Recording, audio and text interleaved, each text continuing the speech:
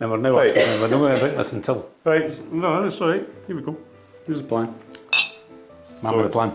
Friday night. Friday night. It's the week before Friday. It's Friday night. It's the week before Burns night. So we thought we'd have a test run. A test run of Haggis. haggis, and what do we have here? What's We the... have some We've special. hidden the bottle. The we have bottle's hiding some in the front. special anniversary. 250 years. Now I'm going to actually ask Neil this On question. them. That's on the front of the box. We're at the back of the box. That's, no, it says Oh on yes, top at the there. top there, right? Yeah. 1998. Oh, so this is a fair age of stuff already It then. is an old bottle, yes. So this is, what's that, 20, well, 25, 2009. 26? 2009. We're getting too many dates going on here. Aye, so what's... No. Speaking of dates, getting a little bit of dates and a little bit of reason. So we worked it out. So it was bottled in 2009, Bottled but it's a in 1998 vintage, It's a 1998, right. And the question I'm going to ask you, I think. Oh, it must be that. and when was Burns born? He was born in 17... And how do we know this? Come on. That's a bottle there. What's the three things? Go on, get the old memory going. This was just this year, I told you this, was it not? A moose. Three things. No, there's Carman Works, there's Robert Aye. Burns, and then there's Guinness. And they're all Oh, 2 minutes to... a minute to six. minute 6. Minute to six, Minute 6. 1759. 59. That's how you remember it. I've had too many dates since then. So, oh, spicy. Whoa, it's straight in there quite early on.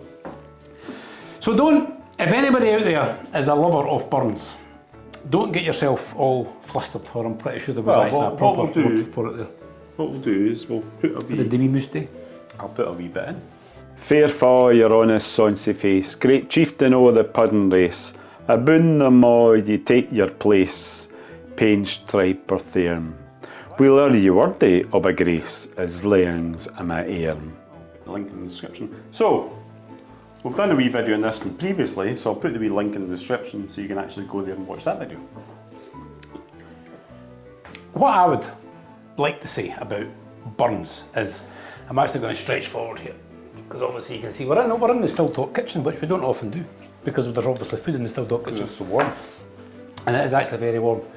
But what I would like to say on Burns is, now I knew my grandfather on my father's side, Ernest Hunter. I knew Ernest Hunter, well, as much as anyone would really know their grandfather. I would be 19, I think, when he passed. So I got to know him. We'd always be out and about in farms. My grandfather Hunter was a ploughman from Ayrshire. And I always sort of knew that was the connection and why he loved Burns. But at the same time, the man I knew, I was always sort of wondering why this love of Burns. And this is actually his copy of Burns. This is his actual book, which I was actually looking through to see if he had actually signed it, but I couldn't find it. But this is his book. So today, I actually, whilst I was doing bits and pieces, I actually made a clouty dumpling, which is actually my other grandfather's recipe, but we're going off on one already. So today I stuck on the old interweb and I got the true stories of Robbie Burns. And a bit like all history, it's been cleaned up. So the history that we're getting taught today in many things, many places, many people, it's always cleaned up. And it's always about the poetry of Robbie Burns. But if you actually go onto the old interweb and actually find out more about Robbie Burns, whoever you want to call him, I think I would have liked Robbie Burns myself. And I think that the connection that my grandfather had with Robbie Burns, although he could recite the poetry, well, the whole And the thing, whole wasn't it? political side of The it. whole political side, the whole everything. That we all, obviously you know more about Robbie Burns than I knew this morning. Yeah. So, I actually found it very, very, very interesting. The man that was Robbie Burns. Yes, and that maybe would have made it more interesting at school, as opposed to you must learn this poem and I think if they were to teach translate it.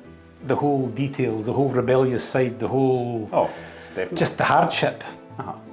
I mean, the ups and downs, and then there was some serious ups and downs, and then there was, as my dad always says, that every hotel in Scotland says, Robbie Burns slept here. And as my dad always says, but the question is, but with who? And it seems to be the case that he was quite a lad. And I think if they actually taught Robbie Burns in Scottish schools, or any schools to this day, as the character he was, and the rebellious side, and the political side, and the freedom, and everything that he wanted to change, everything, I think it'd be a much, much more interesting story. Well, he was a vandal as well.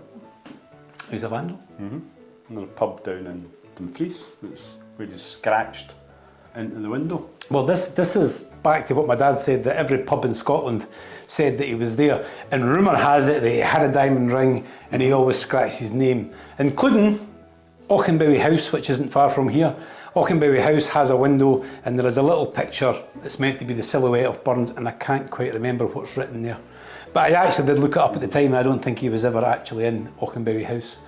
But it was actually a fashion at the time that people basically with a diamond ring scratched certain things in windows of houses of that age. But it gets the people in. If Robbie Burns stood here. That's a good story. So are we... So we've also got a haggis here, which we are I see you've... not going to address because, like we said, Neil and I is not really... But you've undressed it and you've taken the leg We off. have undressed it. Well, that was the sort of the long legs were on that side, the short legs were on that side. Right. So, well, do you want to poke it or address it or stab it or? You carry on. Do you want to actually slice it? But you'll need. I was going to say we stab it thee, but I think that's more Captain Ahab than it is Robbie Burns. Right. So this is where we'll cut. Right. Here we have a haggis, and now I do apologise. It is one in a plastic film. It's not in the sheep's stomach because we just simply ran out of time today. So again, I don't have the correct knife, I don't have the correct stabby thing, but I believe we basically just, we stick this in and see it's not. So when you say you ran out of time, could you not catch the sheep? Was that what was wrong? And then we basically, right, we're needing a parting device. So there we go, look. There we go.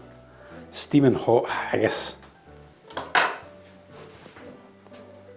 So we're going to try and explain What? a haggis. What haggis? So around the world, a haggis, everyone thinks that a pudding, a haggis, is basically this Scottish thing. But basically, farmers, people of low income, mostly lived, especially farmers, mostly lived on vegetables and oats porridge. So if they did manage to get a little meat, if they did manage to somehow either catch something or they came into a little bit of meat, it went into basically some form of pudding. And at that time, so 250 years ago, your average man would have seen this as sort of food of the gods. I mean, to get this little bit of meat, this really was a rarity. And because pudding wasn't a dessert. Pudding means a mixture of...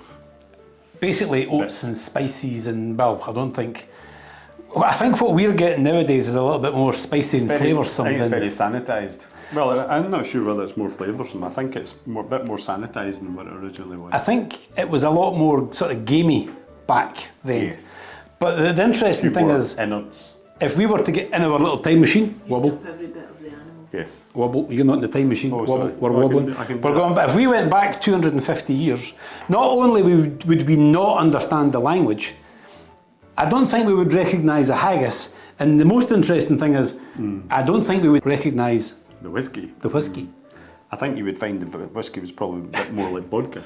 I think the whiskey would be, well, almost definitely clear, unless it had been, well, basically stored in something not that clean. But it would have been a very, very, very strong, white, clear spirit. And I think the haggis may have been maybe the most recognisable. So, well, we'll try a little bit. We'll delve in and have a bit, are you? We'll try a little bit. I'll go for that bit that's lost down there. It's a perfect match. But that would basically sum up what people were eating to celebrate. So when Burns passed, they all got together and then they would celebrate with a pudding. And obviously a little glass of whiskey. Well, the story goes as well, this is just going to be all over the place, that the actual address to the haggis, the original one is lost. The Ayrshire version is lost. Because when they went to Edinburgh, it was all cleaned up. That's what I read I today. can imagine it would be. Because seemingly the original one would have certainly had a little bit naughty, a Wee little bit of a couple dink and a of wee bit bit. innuendos to various things that was not suitable for. Public consumption. Yeah. Yeah. So anyway, you've got people waiting for this haggis, so I think we better wind this up. Yeah. So that was our wee Burns night Do the haggis. thing to haggis. Cheers. A boy or a girl?